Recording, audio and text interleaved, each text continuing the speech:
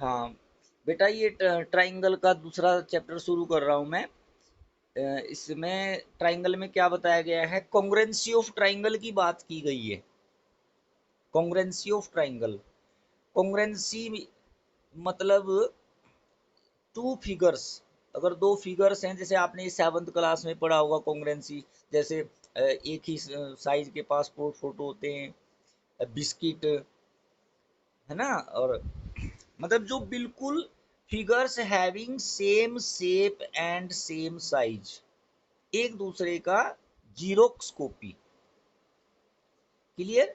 जैसे 10 रुपए के दो नोट हैं, बिल्कुल सेम है, 100 रुपीज के दो नोट हैं, बिल्कुल सेम है, इनके नंबर की बात ना करी जाए, तो दो फिगर जिनका मतलब शेप और साइज बिल्कुल सेम होता है, उनको हम क्या बोलते हैं, कॉन्ग्रुएंट फिगर बोलते हैं। कॉन्ग्रुएंसी समझ में आया बेटा? Figures having same shape and same size.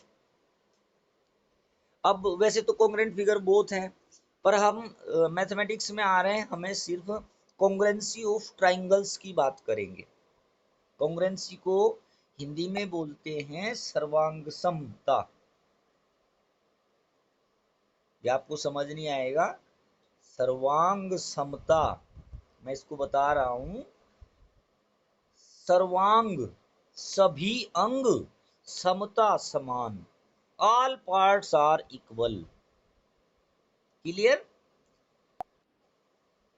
Triangles की बात कर रहे हैं, कॉन्ग्रुएंसी की बात कर रहे हैं, figures having same shape and same size. अब मैं सीधा ट्राइंगल पे आता हूँ। ये दो ट्राइंगल है मेरे पास, ये triangle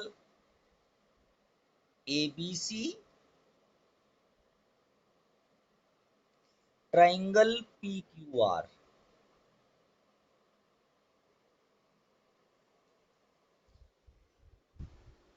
A triangle has 6 part, 6 element. Triangle में कितने एलिमेंट, कितने पार्ट्स होते हैं ट्राइंगल के? 6 एलिमेंट होते हैं, 6 पार्ट्स होते हैं। कौन कौन से? 3 साइड्स एंड 3 एंगल्स। तो जब हम कॉन्ग्रुएंसी ऑफ ट्राइंगल की बात करेंगे, तो इसका मतलब जो ये पहला ट्राइंगल है, ट्राइंगल ए बी सी, इसके सारे पार्ट इस दूसरे ट्राइंगल पी क्यू आर के सारे पार्ट्स के इक्वल हो जाने चाहिए। यानी ये side A B side P Q के equal, side B C side Q R के equal, side A C side P R के equal, and angle A is equal to angle P, angle B is equal to angle Q, angle C is equal to angle R. Triangle में 6 part होते हैं, 3 sides and 3 angles. अगर एक triangle के तीनों side और तीनों एंगल दूसरे ट्राइंगल के तीनों साइड और तीनों एंगल के इक्वल हो जाए, तो वो ट्राइंगल कॉन्ग्रुएंट ट्राइंगल कहते हैं। ध्यान देंगे, एक ट्राइंगल की तीनों साइड और तीनों एंगल दूसरे ट्राइंगल के तीनों साइड और तीनों एंगल के इक्वल हो जाए, तो ट्राइंगल कॉन्ग्रुएंट हो जाएंगे। यानी मैंने अभी अभी बताया था, same shape and same size, एक दूसरे का बिल्कुल जीरोक्स कॉपी। इस ट्राइंगल ए बी सी के सारे पार्ट इस ट्राइंगल पी क्यू आर के सारे पार्ट्स के इक्वल हो जाएंगे, तो ट्राइंगल क्या हो जाएंगे? सिमिलर। ध्यान देंगे, अगर सारी all sides and all angles of one triangles are equal to the all sides and all angles of another triangle, then two triangles are similar। और अगर ट्राइंगल सिमिलर होंगे, तो उनकी साइड, दोनों ट्राइंगल्स की तीनों साइड एक दूसरे के इक्वल होंगी, तीनों एंगल एक दूसरे के इक्वल होंगे। मैंने कुछ नहीं, ये ध्यान से देखे, एक ही बात बता रहा हूं मैं आपको, congruency of triangle, same shape same size. Triangle में 6 ही पार्ट होते हैं, 3 साइड 3 एंगल। एक ट्राइंगल के 3 साइड दूसरे ट्राइंगल के तीनों साइड के इक्वल हैं, एक ट्राइंगल के तीनों एंगल दूसरे ट्राइंगल के तीनों एंगल के इक्वल है, तो ट्राइंगल क्या हो जाएंगे, कॉन्ग्रुएंट। ठीक है। अब चलो, एक बच्चा मेरे पास आता है, सोनी बोल रही है सर क्या है, ये दो ट्राइंगल है मेरे पास, ट्राइंगल, ये नाम रख दीजिए कुछ भी, ए बी सी और P Q are.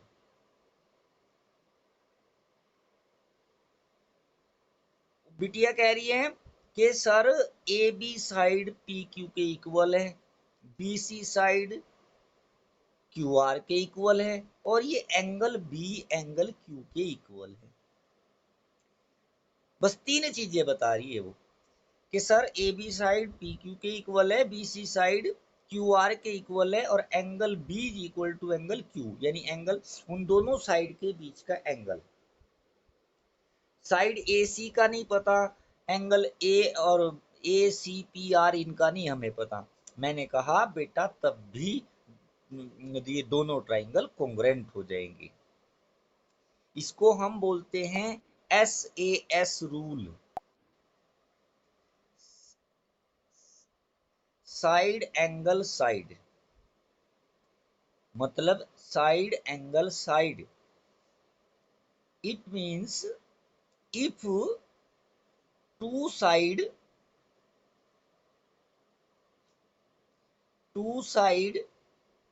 And angle between them, ध्यान दें, two side and angle between them of one triangle is equal to the corresponding two side। corresponding का मतलब बेटा ये एक ट्राइंगल में जो यहाँ पे पार्ट है दूसरे ट्राइंगल में वही पार्ट होना चाहिए। corresponding side and angle between them of another triangle are equal, then two triangles are similar। बेटा अगर एक ट्राइंगल की सिर्फ दो साइड और उनके बीच का एंगल दूसरे ट्राइंगल की दो साइड और उनके बीच के एंगल के इक्वल हो जाए, तब भी ट्राइंगल कॉन्ग्रुएंट हो जाएंगे। जो बाकी के बचे तीन पार्ट हैं वो भी अपने आप इक्वल हो जाएंगे। क्लियर? SAS रूल समझ में आया? ध्यान दें, वर्ड से SAS, साइड एंगल साइड, यानी एंगल कहाँ पे, बीच में है। एक ट्राइंगल की दो साइड और उनके बीच का एंगल दूसरे ट्राइंगल की दो साइड और उनके बीच के एंगल के इक्वल हो तो ट्राइंगल कॉन्ग्रुएंट हो जाएंगे। इसको क्या बोलते हैं, कॉन्ग्रुएंसी। अब एक बच्चा आया मेरे पास, बोला सर मुझे ना एंगल का तो पता नहीं कुछ भी, मुझे एंगल का नहीं पता, बस साइड का पता है कि जो उनकी साइड है वो तीनों इक्वल है। एक ट्राइंगल की जो थ्री साइड है वो दूसरे ट्राइंगल की तीनों साइड के इक्वल है। ये समझ रहे हैं? वन मार्क का मतलब ये वन मार्क वाली साइड वन मार्क के इक्वल, टू मार्क की साइड टू मार्क के इक्वल, थ्री मार्क की साइड थ्री मार्क के इक्वल। एंगल नहीं पता। एक ट्राइंगल की तीनों साइड दूसरे ट्राइंगल की तीनों साइड के इक्वल है तो बेटा तब भी ट्राइंगल सिमिलर हो जाएंगे और उनके एंगल अपने आप इक्वल हो जाएंगे। इसको बोलते हैं हम SSS rule, side side side rule. Clear? Side side side rule. एक बच्चा आया, सर मेरे पास ये दो ट्राइंगल हैं, वो क्या कह रहा है, सर एक तो उनकी साइड इक्वल है और दो एंगल इक्वल है।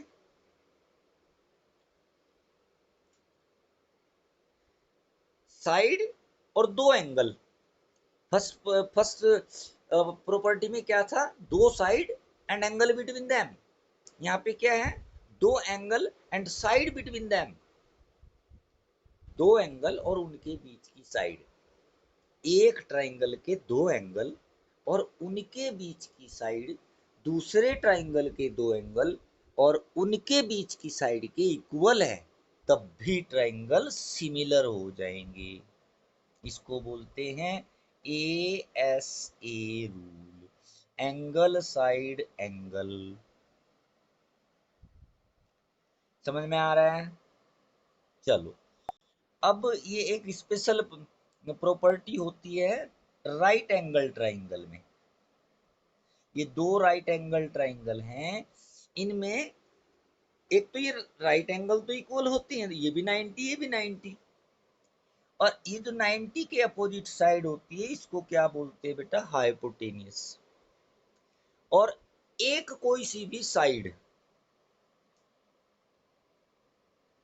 एक राइट एंगल ट्राइंगल में हाइपोटेनियस और वन साइड दूसरे राइट एंगल के हाइपोटेनियस और वन साइड के इक्वल हो जाए, तब भी ट्राइंगल क्या हो जाएंगे? कॉन्ग्रुएंट हो जाएंगे। इसको बोलते हैं RHS प्रॉपर्टी।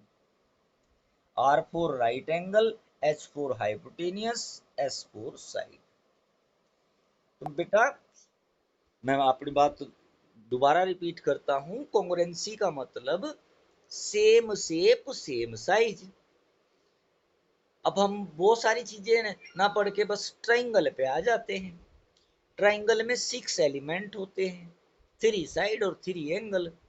एक ट्राइंगल के ये 6 के 6 पार्ट दूसरे ट्राइंगल के 6 के 6 पार्ट के इक्वल हो जाए तो ट्राइंगल कॉन्ग्रुएंट हो जाएंगे। फिर हमने उसको थोड़ा सा कैटेगराइज कर दिया। SAS समझ में आया आपको? साइड एंगल साइड, एक ट्राइंगल के दो साइड उनके बीच के एंगल दूसरे ट्राइंगल के दो साइड और उनके बीच के एंगल के इक्वल हो, तब भी ट्राइंगल क्या हो जाएंगे? कॉन्ग्रुएंट हो जाएंगे। फिर दूसरा बताया था मैंने SSS, एक ट्राइंगल की तीनों साइड दूसरे ट्राइंगल की तीनों साइड के इक्वल हो जाएंगी, दूसरे ट्राइंगल की तीनों साइड के, तो उसको बोलते हैं साइड साइड साइड। फिर क्या बताया था मैंने? ASA angle side angle. ठीक है बेटा, अब इसमें मैं थोड़ी सी बात बतानी चाहूंगा। ये जब दो एंगल एक ट्राइंगल के इक्वल हो जाएंगे दूसरे ट्राइंगल के, तो थर्ड एंगल भी अपने आप इक्वल हो जाएगा। तो आप इस ASA को AAS भी लिख सकते हैं, SAA भी लिख सकते हैं, इसको नहीं लिख सकते। यहाँ पे कंडीशन यही रहेगी, एंगल साइड के बीच का होना चाहिए, क्योंकि ये प्रॉपर्टी होती है, लास्ट चैप्टर में हमने पढ़ी थी कि तीनों एंगल का सम कितना होता है? 180 होता है। तो जब दो एंगल इक्वल हो गए तो थर्ड एंगल भी अपने आप इक्वल हो जाएगा। तो हम इसको AAS या SAA भी लिख सकते हैं। फोर्थ क्या थी? RHS। RHS ये राइट एंगल ट्राइंगल में होती है, राइट एंगल, हाइपोटेनियस और साइड। क्लियर बेटा? ये कॉन्ग्रुएंसी समझ में आया? ये दो ट्राइंगल हैं, इनके सारे पार्ट्स इक्वल होने चाहिए। उसको हम इसमें हमें यही प्रूफ करना पड़ेगा कि ये ट्राइंगल है, इसमें ये गिवन है, और इसमें आपको ट्राइंगल कॉन्ग्रुएंट प्रूफ करने पड़ेंगे। तो अभी जैसे मैं अभी फर्स्ट प्रॉपर्टी की बात कर रहा हूं मैं, SAS, किसी ने कहा बस वही दो साइड और उनके बीच का एंगल, तो ये कॉन्ग्रुएंट हो गए।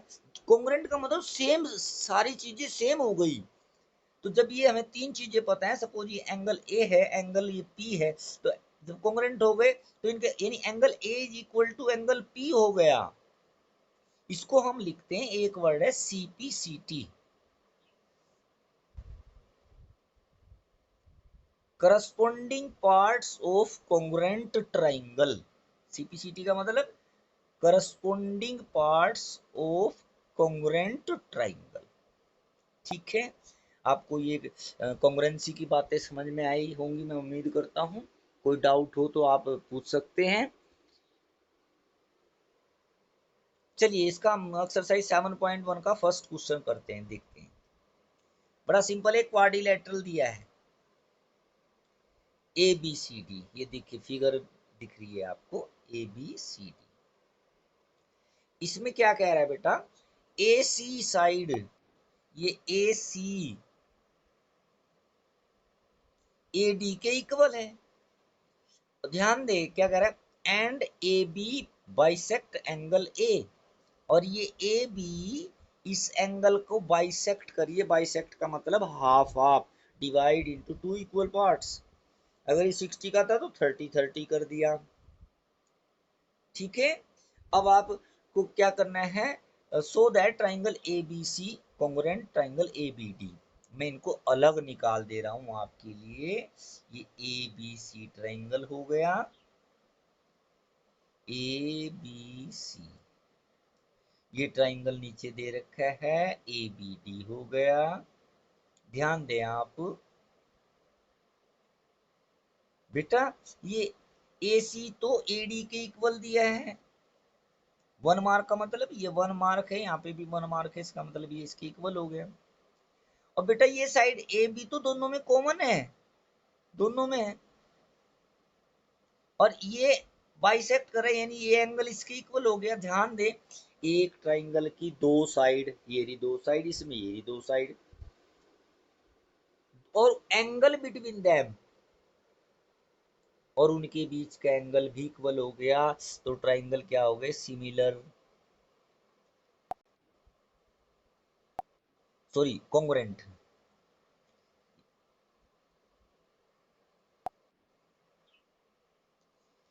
ये देखिए, A C is equal to A D ऐसे लिखेंगे, फिर ये एंगल लिखेंगे, फिर ये कॉमन लिखेंगे, फिर ये by S A S congruent. आपको सेकंड पार्ट में कुछ प्रूफ करना था, B C and B D, जब ये कॉन्ग्रुएंट हो गया, इनके सारे पार्ट इक्वल हो गए, तो बेटा वो B C is equal to B D हो गया। क्लियर। सेम क्वेश्चन नंबर 2 देखिए आप ध्यान से। ये ए बी एक क्वाड्रिलेटरल दे रखा है, इसमें A D is equal to B C, और एंगल डी ए बी जो मार्क कर रखा है, ये एंगल इसके इक्वल है। ठीक है, आपको प्रूव करना है triangle A B D congruent triangle B A C. चलिए इन ट्राइंगल्स को मैं आपके लिए अलग निकालता हूँ इस फिगर में से, आपको अच्छे से समझ में आएगा। ट्राइंगल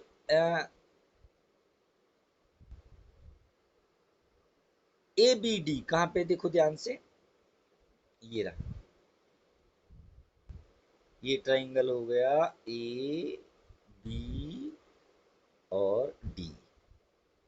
दूसरा ट्राइंगल कौन सा, C B A. C B ए बेटा कहाँ पे है, सी बी ए, ये ऐसे दे रखे हैं, ऐसे सी बी ए। आपको ये कॉन्ग्रुएंट प्रूफ करने हैं।